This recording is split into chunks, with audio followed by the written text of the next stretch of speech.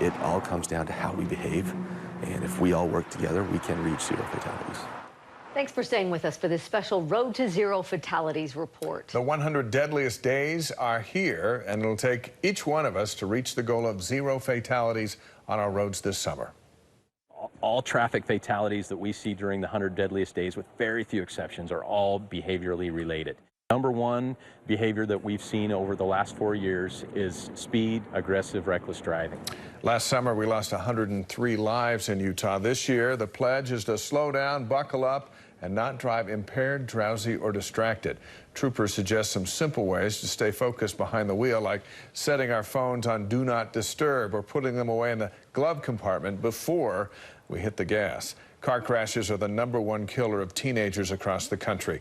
This reminder hits home for students at Murray High School today, right before the summer break. First responders, including police, fire, and a trauma team from Intermountain Medical Center, brought a mock car crash to life. I mean, it was realistic. He said it almost felt like he was having a panic attack. It was so realistic. Intermountain Healthcare's Brad Moore sees the consequences every day.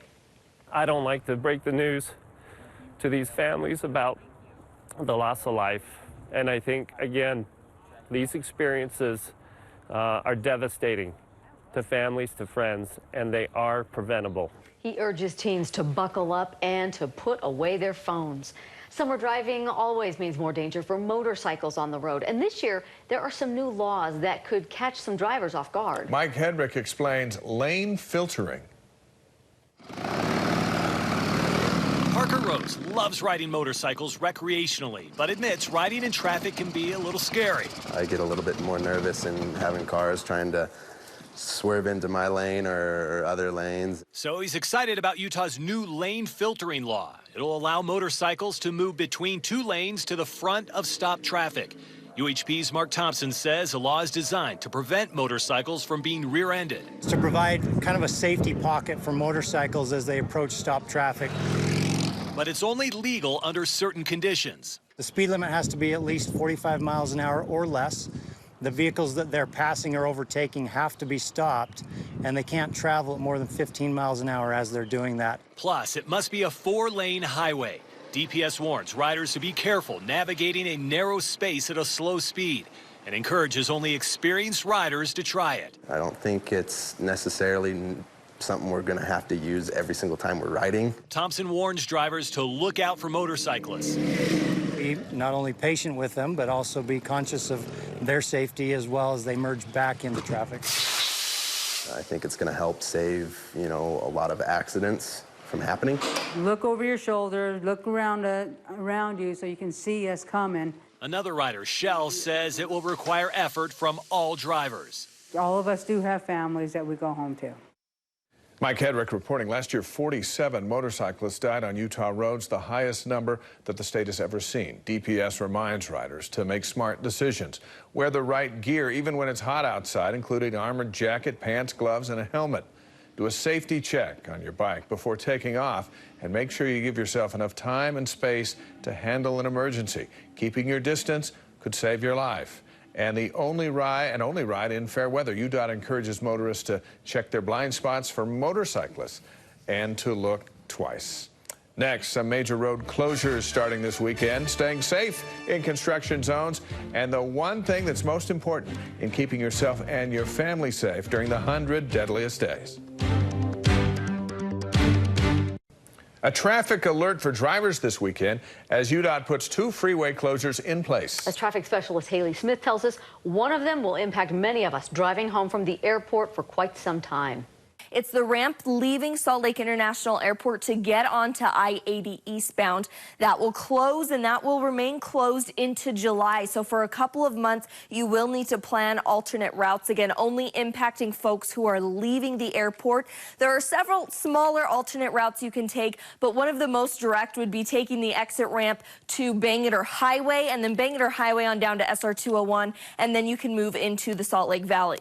Also this weekend, we have some lane lanes that will close for southbound I-15 passing 90th South. 2 lanes will close during the day, 4 lanes closing at night, and that will last until Monday night. So you will want to plan for extra time, as we will have delays throughout the weekend. Haley, thank you. And in those areas and all other construction zones across the state, speeds will be lower, lanes will have probably shifted, and crews will be working dangerously close to your car. Here is an important Safe in 60 reminder. Getting around during road construction can be frustrating, but if you do a little bit of homework before you go, you might be able to avoid some of those orange cones and delays. Hi, I'm Lieutenant Robin Hayden, and this is your Safe in 60. UDOT has a very informative website where you can check on current and future construction projects.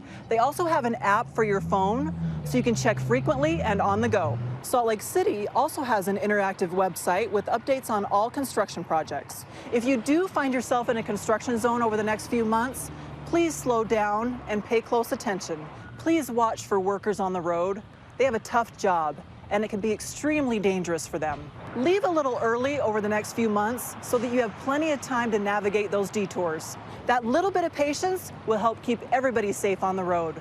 And remember, it could be worse. You could still be driving in 2 feet of snow. With your Safe in 60, I'm Lieutenant Robin Hayden. That is a very good point. And if safety isn't enough incentive, the average cost of a ticket for speeding in a construction zone is around $240. Utah's seen a surge of pedestrian fatalities in the last 10 years, and with warmer weather, more people are out on foot or on bikes. It's more important than ever for drivers to put away those distractions and be aware of what's going on around your car. I think people just aren't paying as much attention as they should be. The big thing I think is cell phones in particular. I just get really nervous when I see people on their cell phones when they're turning right. You know, something that everybody has to work together on. UDOT is looking for ways to update intersections and crosswalks to make them safer for everybody. They're testing computer programs that can adjust signals depending on the time of day and flow of traffic. What we want to do is try and provide as much separation as we can for the pedestrians and for the motorized traffic. It's behavioral. The choices we make, if we choose to be distracted, either as a pedestrian or as a motorist, that weighs into everything that happens on the roadway. One final reminder tonight, the most important thing for keeping us and our families safe on the roads this summer. Well, our friend Craig Bolerchak tells Jazz fans all the time, buckle up. Put your seatbelt on.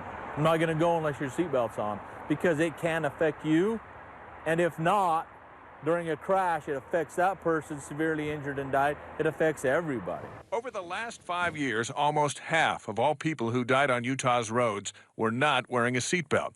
And it starts with moms and dads. When drivers aren't buckled, 76% of kids ride unbuckled. But when the driver's belted in, 87% of kids are wearing a seatbelt. So be an example and buckle up. Ask any emergency responder, and they'll tell you those are words to live by. Absolutely. That's a report tonight. Thanks for watching. The Tonight Show's next. Have a safe and great weekend.